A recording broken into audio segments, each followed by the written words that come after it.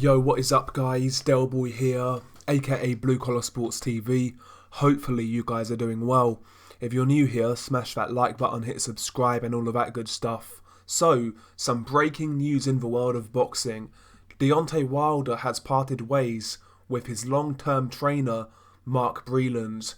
Now, in recent months, since the defeat to Tyson Fury in that second fight, there have been several rumours in regards to the future of Mark Breland in the Deontay Wilder camp. It has indeed been confirmed tonight that Mark Breland has been fired from his position as head trainer of Deontay Wilder. He is no longer a part of that camp, but second trainer Jay Diaz, or JD, however you say his name, his position is not under threat and he will continue to work with Deontay Wilder. What do we even make of this news? I mean, Mark Breland's position as Deontay Wilder's trainer, basically it come under fire after his decision to throw in the towel in that second Tyson Fury fight. Most people of sound mind would agree that Mark Breland did the right thing by throwing in the towel, looking out for his fighter and basically allowing him to fight another day. Mark Breland, in my opinion, did the right thing, but that's basically where this stems from as far as I'm concerned. You know, Deontay Wilder heaped a lot of blame on Mark Breland for this defeat, basically because he threw in the towel and Wilder wasn't happy with that. I think it's very unfortunate for Mark Breland to lose his job. When I look at Deontay Wilder, when I look at the people around him, how many people really have this guy's best interests at heart? You know, look at someone like Shelley Finkel. Yeah, the guy's been involved in boxing for a long time, but is this guy a trustworthy individual, advising Deontay Wilder to turn down $120 million from DAZN for a potential Anthony Joshua fight or two Joshua fights? Is that really looking out for Deontay Wilder's best interests? Jay Diaz, who basically backed Deontay Wilder in criticising Mark Breland for throwing in the towel. What does JD's know about boxing? That guy's basically a glorified boxercise instructor. Before Deontay Wilder came along, JD's was probably training fat women, you know, to lose a bit of weight on the weekend. You know, just a boxercise trainer. What does this guy know about boxing? What are his credentials? You know, because for him to say that was the wrong decision, to throw in the towel, that's just somebody looking out for his own interests, you know, looking out for his next payday. And he's safely on board for Deontay Wilder's next fight, so he's successfully done that. But the one guy who actually had some concern for Deontay Wilder, Mark Breland, has been fired. You know, this guy's been a pro fighter. He was a great amateur. He's been knocked out. He knows what boxing can do to people. And he saw his man take a beating and he threw in the white towel to save him for another day, to save him for his family. And he's lost his job because of that. You know, a really shitty way to treat your long-term trainer. You know, basically somebody who's been with you since day one. A guy who clearly has your best interests at heart. Now, Mark Breland, listen, the guy is unproven as a trainer. Apart from Deontay Wilder, what's he really done as a trainer? And let's be honest, Wilder in recent years hasn't really improved as a fighter. In my opinion, he might have got worse, to be honest. So listen, from like a technical point of view and making Deontay Wilder better, maybe it is the right move, but the reason why he's been fired, in my opinion, is an absolute disgrace. If they want to, you know, improve Deontay Wilder technically, I think you could still have Mark Breland around in camp and have a couple of new trainers come in to really try and work their magic on Deontay Wilder.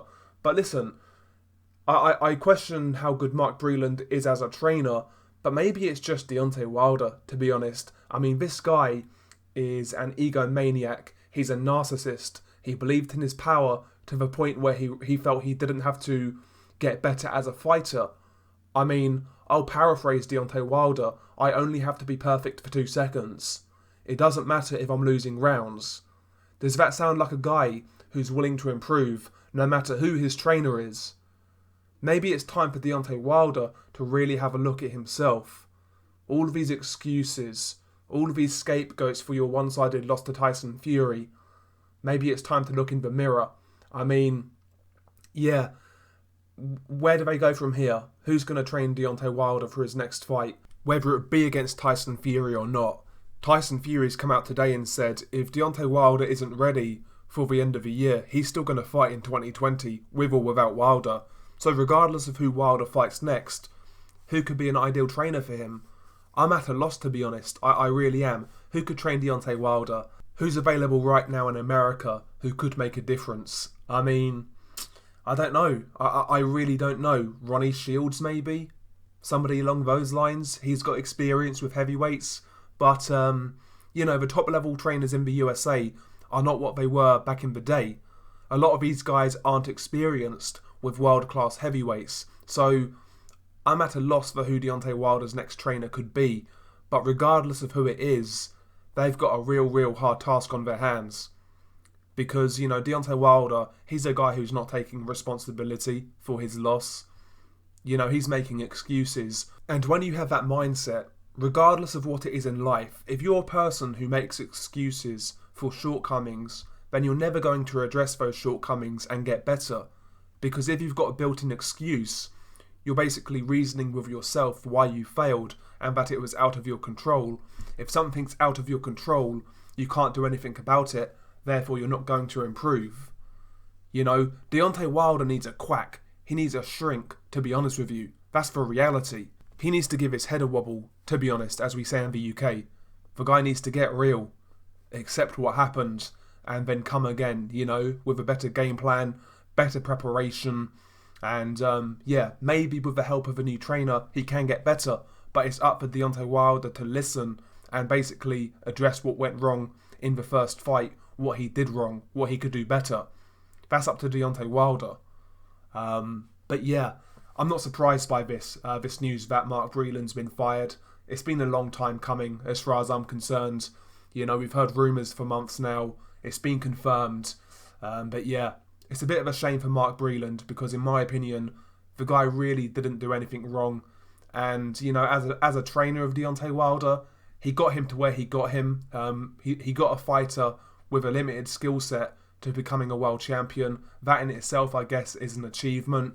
Yeah, you could say that he never improved Wilder after a certain point. That's a fair criticism. But maybe that's down to Deontay Wilder. Maybe that wasn't down to Mark Breland.